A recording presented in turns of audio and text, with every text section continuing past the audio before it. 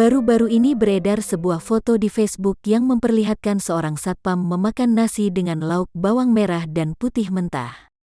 Foto itu dibagikan akun Facebook Apit Lid pada Minggu tanggal 7 Maret tahun 2021 dan langsung viral.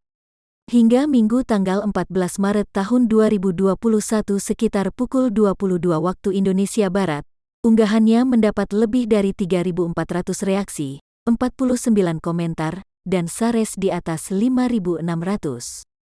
Dalam foto tersebut, tampak satpam yang tak diperlihatkan wajahnya itu sedang duduk di kursi sambil membawa sekotak nasi bekal.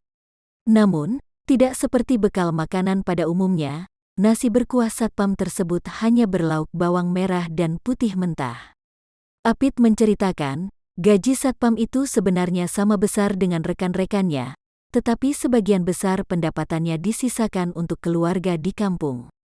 Di grup Facebook Abdul Kalam Fan Club, dikatakan bahwa satpam tersebut menyisihkan 90% gajinya buat keluarga. Sebab, dia sayang keluarganya di kampung, sebulan belanja makan tak lebih dari Rp100 Rp350.000, tulis Apit.